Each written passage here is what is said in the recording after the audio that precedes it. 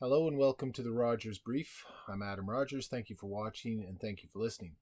Today was day 35 of the Mass Casualty Commission proceedings, and it is June 9th as well. And so that means it is now 3 months since Lisa Banfield was referred for restorative justice on her criminal charge of supplying ammunition to her spouse, Gabriel Wortman.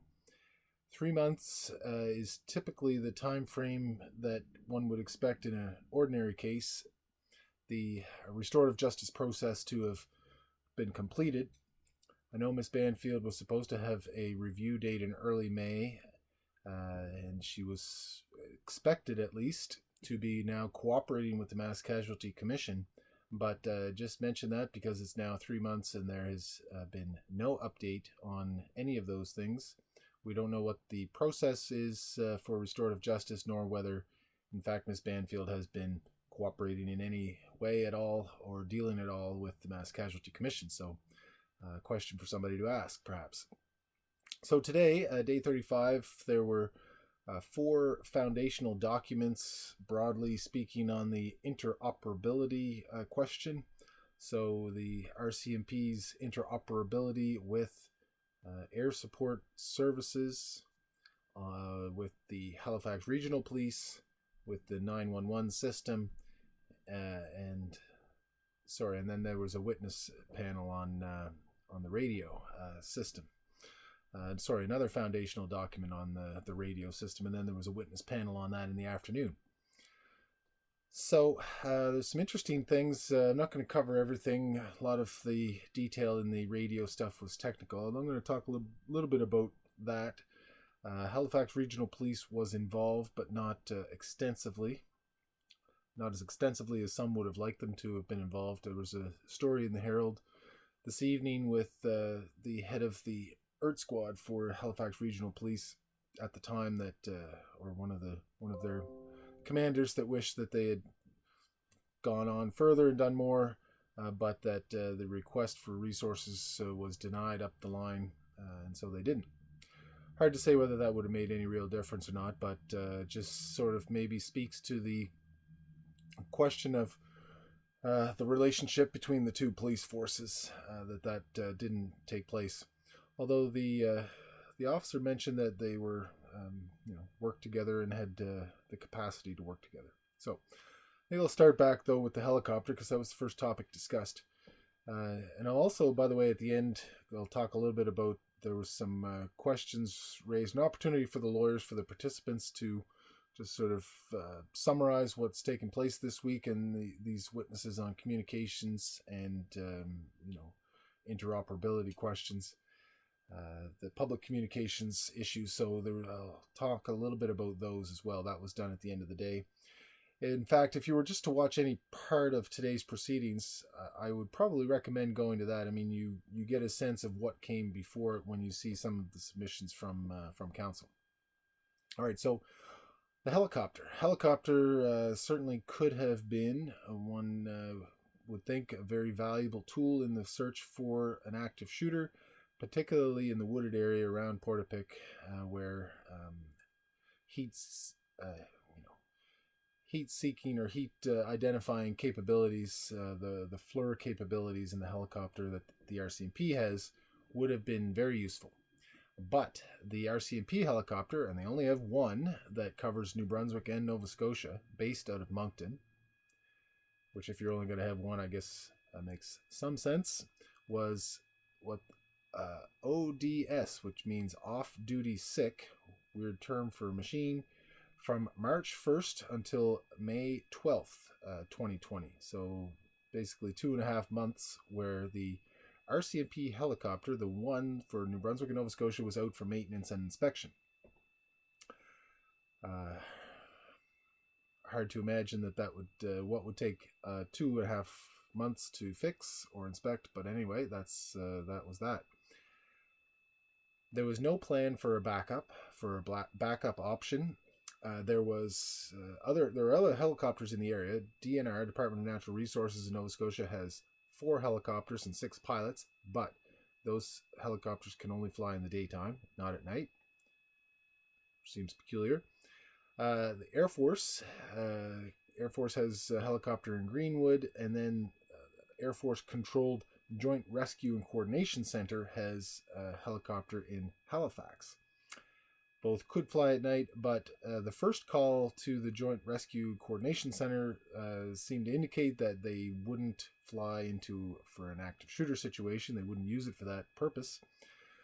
Later, it seemed to be clarified that there was this big bureaucratic process of the federal government would need to request it from the provincial government would need to request it from the federal government, and all of this stuff in the background, and it just wasn't going to happen. So it didn't. So at 6 o'clock in the morning of the 19th, the DNR helicopter was able to be mobilized, although it wasn't quite ready to go at 6 o'clock. The pilot was called in then. Gets up to Portapique around 8:30 or so, flies around there for a little over an hour. Doesn't see anything, of course. Well, of course, I guess it didn't, but it didn't see anything of significance. Then it was off north to the site of Lillian Campbell's death, and then off to the home of the Fishers, where probably the best opportunity for the helicopter to have been in use was not. It wasn't. It kept at a distance from the house. There was a miscommunication at one point that the killer may have been in the house, when in fact the information was that the Adam Fisher, the owner of the home, husband, had his gun and he was in the house. But the helicopter kept a distance, never identified the killer's vehicle, and certainly never tracked it anywhere. So then the helicopter was always a step or two behind. It goes off to Plains Road, not in time there for any purpose. Then it has to go back to Debert to refuel. And at that time, while the helicopter was refueling in Debert, Wortman killed Constable Stevenson, Gina Goulet, and Joey Weber.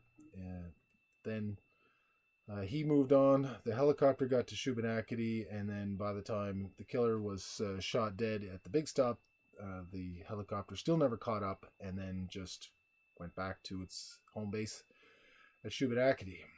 So anyway, that's the story of the helicopter. What could have been a very valuable tool to locate the killer overnight. I mean, they were looking for the helicopter within an hour of the first 911 calls.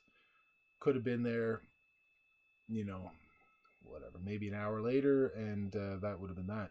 Or much more information would have been known at least. So that was the helicopter story. The Halifax Regional Police, they were involved. They were contacted early because Wortman had his denture clinic in Dartmouth. So they checked on that, saw that he had a decommissioned police car there with snow covered. It was snow covered, so obviously hadn't been used recently. So they checked on that. The Halifax Regional Police obtained the vehicle photo, the photo of the replica from Lisa Banfield's sister Maureen, circulated that to the RCMP. And then ultimately the Halifax ERT Squad emergency response team did make their way to the big stop, although they weren't involved in any of the shootings at that point, but they secured the scene, or helped secure the scene afterwards. Interesting comment in the Halifax emergency response team head that was sort of complaining that they didn't get involved early or quick enough or with enough resources, that they have night vision goggles, which could have been useful for the first officers on scene. But so the next bit of evidence that came in was dealing with the radio system, the trunk mobile radio. We've heard TMR radio used, that term used. We've heard issues of the radios not working, people trying to get through and couldn't, they were getting bonged out, and people were missing things, switching channels, going from this channel to that channel, all those things. So the radio system, as I understand it, so in Nova Scotia, there's two sort of systems. One is the older system, which was started, I think, by the Buchanan government in 1978. This is what I've been told. Talking to a few people about this radio system because seems to have been an issue in the response, the problems with the police getting through. One of the questions I had was the second IR team couldn't go into Portapic because there's a concern of a blue on blue, and well, wouldn't better radio communication abilities have allowed that to happen? Okay. So the old system, which still exists, is called the Nova Scotia Integrated Radio Network, known as Shubi Radio by most. It is owned by the provincial government. The system used for many years by ambulance, fire, highways department, and others, including the police. But the system has fallen into disrepair and was replaced by Trunk Mobile Radio, which is privately owned by Bell. Now, there's many complaints about this from fire departments, ambulance drivers, others, about the operability of the system. And there's many places in rural Nova Scotia where it just doesn't work because of cell coverage. Bell says that it works everywhere, but people tell me, firefighters, ambulance drivers, that is certainly not the case. And one said that everything they said that won't go wrong has gone wrong. So that's certainly an issue. And of course, we heard from Michael Hallows, the Australian expert on the emergency alert system, that private ownership of the emergency alert system to him was just amazing that the country would allow that to happen. Perhaps this emergency radio system being privately owned is an issue as well. In particular, okay, so there's two kinds of radios. There's the mobile radios that are in the vehicles, and then the portable radios that you take on your individual person. And we've heard that the cars, the RCMP cruisers, have GPS capabilities, and we've seen them being tracked all over the map, but that the individual RCMP officers do not have that GPS. They're not GPSed. Well, what I'm told is that the portable radios, in fact, do have GPS capabilities, but it's an extra feature, so likely costs more, so likely was a decision at some point, a budget decision, not to enable the GPS capability. And then the other issue is the power of these things. So I'm told that the mobile radios in the cars have about 20 to 35 watts of power, but the longer you talk, like even after 30 seconds, it goes down to about 12 watts. And, as more people get on the system, then it doesn't function very well, and it takes away the bandwidth. And that the portables only have the 3 to 5 watts, so not very useful, or not very capable. I understand that the Halifax Regional Police has ordered some new technologies called digital voice recorders. Anyway, they're very expensive. I understand they've ordered 100 of them, but it's the cost is in the millions for these systems. So maybe the way things are going, certainly would think, just given a situation like this, that something with greater capacity is needed. I understand also that the province is actually reinvesting some in the old Shubi radio system. I'm not sure if that would be to try to revitalize it for use, or if that is a negotiating tactic or strategy with Bell to make them improve their system. But anyway, something there needs to change. So that was mildly interesting, I guess.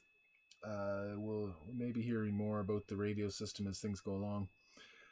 The lawyers' questions were kind of interesting, and in fact featured a few of the younger lawyers, which is kind of nice. I think it's good for lawyers to get some valuable experience in a situation like this, up on your feet, having to speak in public. So we heard from Alex DeGoo from MDW Law in Halifax, who's working with Tara Miller.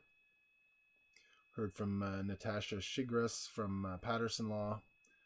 And earlier this week also we heard from James Russell, Grace McCormick, and Matt McClellan as well, of whom are doing good work in the inquiry. So just want to give them a little shout out. Alex DeGoo spoke about, and echoing some of Tara Miller's questioning from earlier, that the RCMP really didn't seem to learn much from the Moncton shooting, or the McNeil report that emerged from that, and couple that with the fact that they've been denying problems, certainly on an organizational level, during the commission, it really doesn't bode well for the RCMP adopting any recommendations that may flow from this. So just a cautionary note, appropriately done by Alex Degu there.